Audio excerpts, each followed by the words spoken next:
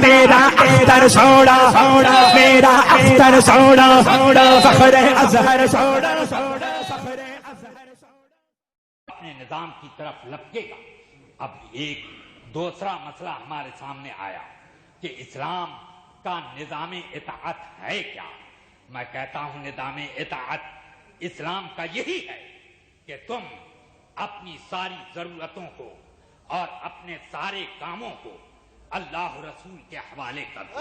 ادھر سے جو فیصلہ ہوا وہی تمہارا نظام ہے، وہی نظام زندگی ہے، وہی نظام عمل ہے، وہی نظام تجارت ہے، وہی نظام زراعت ہے، وہی نظام ریاست ہے، وہی نظام غربت ہے، وہی نظام رعایت ہے۔ سارا نظام ہمارا اسی میں ہے کہ تم اپنے آپ کو اللہ رسول کے حوالے کر دو۔ اسی چیز کو تو کہا جاتا ہے کہ اسلام کے نام پر کبھی غور کیا کہ اسلام کا معنی کیا آتا ہے؟ اسلام کا معنی یہ نہیں ہے صرف کہ لوگوں کو سلامتی دینا۔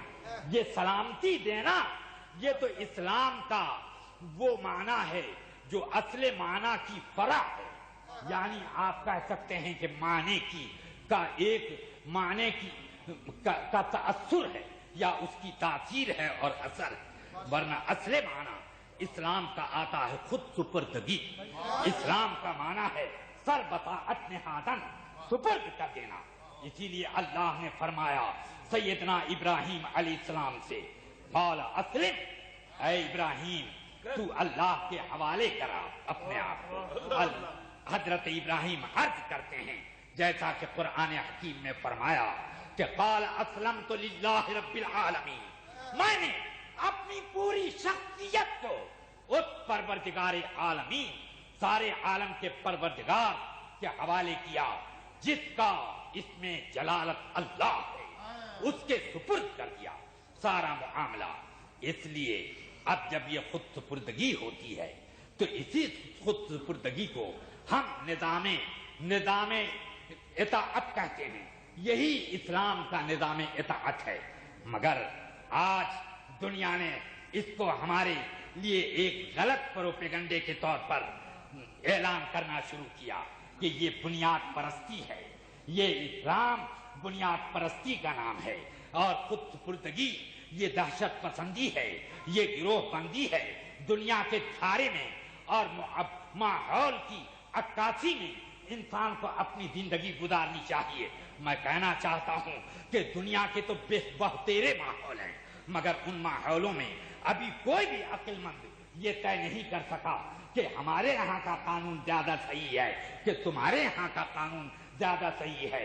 سارے قوانین تو عقلاء ہی نے بنائے، عقل مندوں نے بنائے، اور ان عقل مندوں نے بنایا کہ جنہوں نے کل جو قانون بنایا تھا آج اسے منسوخ کیا، اور آج جسے بنایا ہے کوئی ضمانت نہیں ہے کہ آئندہ کل اسے بھی ملتوی اور منسوخ کریں گے۔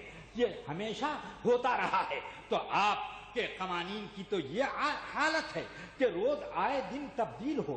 دنیا کا ہر ملک عقل مندی ہی لوگ تو چلاتے ہیں، ہر اسمبلی اور ہر پارلیمنٹ میں عقلاء ہی تو شرکت کیا کرتے ہیں، تعلیم یافتہ ہی لوگ تو جایا کرتے ہیں، مگر کیا معاملہ ہے کہ ایک ملک کا قانون دوسرے ملک کے قانون سے متصادم ہے تو ہم ان عقل مندوں کو صحیح مانیں یا ان عقل مندوں کو صحیح مانیں، اور کوئی تیسرا ملک ان دونوں عقل مندوں کے خلاف ہے، کوئی چوتھا ملک ان تینوں کے خلاف ہے۔ یہ اتحاد جب خود آپ نہیں پیدا کر سکتے تو پھر ہمیں کیوں کہتے ہیں؟ مگر میں نے یہ دیکھا کہ اسلام کا داعی جب کسی بات کو پکارتا ہے تو شرق سے غرب تک اور شمال سے جنوب تک ایک لہر دوڑتی ہے، اور سب کے سب اس کے لیے اپنی گردنیں اطاعت قبول کر دیتے ہیں۔ اسی لیے یورپ کا ایک مستشرق یہ کہنے پر مجبور نظر آتا ہے، کہتا ہے کہ یہ دنیا تو عجائب و غرائب کا سرچشمہ ہے، ہر روز کچھ نہ کچھ عجوبے یہاں پر پیدا ہوتے رہتے ہیں جس سے عقلیں حیران اور شستر ہو جاتی ہیں، مگر میں نے تاریخ عالم میں سب سے زیادہ حیرت انگیز، سب سے زیادہ تعجب خیز کوئی چیز دیکھی تو یہ دیکھی کہ عرب کی سرزمین پر ایک بے پڑھا لکھا انسان فاران کی چوٹی پر کھڑا ہوا اور چند ہی دنوں میں اس نے مشرق سے مغرب شمال سے جنوب تک اپنی قوموں کی قطاریں ماننے والوں کا ایک جھرمٹ پیدا کر دیا، جنہوں نے سودائیوں کی طرح سے سارے عالم میں پھیل کر کے ان کا غلغلہ مچا دیا ہے۔ ذرا سوچئے تو صحیح، یہ کون کہہ رہے ہیں؟ یہ اسلام کے ماننے والے نہیں کہہ رہے ہیں، بلکہ اسلام کے جو حریف ہیں وہ اس بات کا اعتراف کرتے ہیں والفضل ما شہدت بہ الاعداء۔ اس لیے مجھے کہنا پڑتا ہے کہ اسلام کا نظام اطاعت ایسا دلچسپ ہے کہ انسان کو خود اس کی طرف اپنے آپ کی کشش محسوس ہوتی ہے۔ یہی وجہ ہے کہ جب تک یہ نظام اطاعت جاری ساری اور انسان کے دلوں کے اوپر حاکم تھا تو یہ انسان یہ دنیا کا حاکم تھا، اور دنیا کی بڑی بڑی طاقتیں اس کے سامنے لرزہ بر اندام تھیں۔ ہمارے اسلاف نے اپنے اجلے کپڑوں سے اور اپنی بلڈنگوں سے، اپنی دولتوں سے اور اپنی پراپرٹی سے اپنا دبدبہ قائم نہیں رکھا تھا، بلکہ اپنے ان فرما بردار دلوں سے ساری دنیا کے اوپر اپنا دبدبہ قائم کر کے رکھا تھا کہ جس کا شور آج تک بھی دنیا کے کانوں میں گونج رہا ہے۔ اسی لیے تو آج کہنے والے یہ بھی کہہ رہے ہیں کہ کمیونزم ختم ہو گیا، لیکن آج اسلام دنیا کے لیے سب سے بڑا خطرہ ہے۔ اب اسلام کے بنیاد پرست اگر یہ لوگ زندہ رہ گئے تو یہ انسانیت کی سوسائٹی کو بگاڑ کے رکھ دیں گے۔ مگر ہم نے دیکھا کہ اسلام کی سوسائٹی کے اندر جو آ گیا، جس نے اسلام کا نظام اطاعت قبول کر لیا ہے، اس کی زندگی کے اندر ایک ایسا انقلاب برپا ہوا کہ وہ جس راہ سے گزرا اس راہ کے اندر اس راہ میں رحمتوں کی بارش ہونے لگی۔ جس راہ سے وہ گزر گیا وہ اپنے اثرات چھوڑ کے گیا۔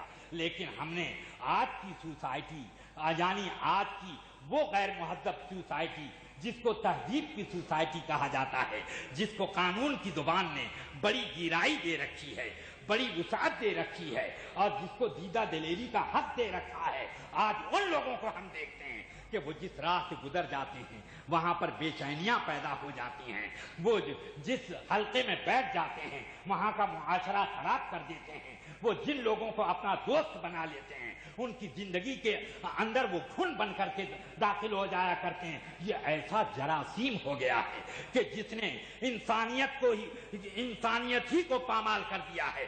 آج ہمیں سمجھ میں نہیں آتا کہ یہ دو ٹانگوں پر چلنے والا انسان بھی ہے یا کوئی درندہ ہے، یہ ہمیں سمجھ میں نہیں آتا۔ بلا شبہ اسلام کے داعی صلی اللہ علیہ وسلم کے غلاموں کی قطاریں دیکھیں۔ جب اسلام کی دعوت دلوں کے اندر پیوست تھی، اسی ماحول میں تو یورپ کا وہ حصہ جسے روم کہا جاتا ہے فتح ہوا تھا، تو اس وقت روم کے لوگوں نے اپنی دوشیزاؤں کو بیٹھا دیا تھا۔ کہاں؟ سارے بالا خانوں پر، ساری چھتوں پر، شاہراہوں پر کھڑا بھی کر دیا۔ کیوں؟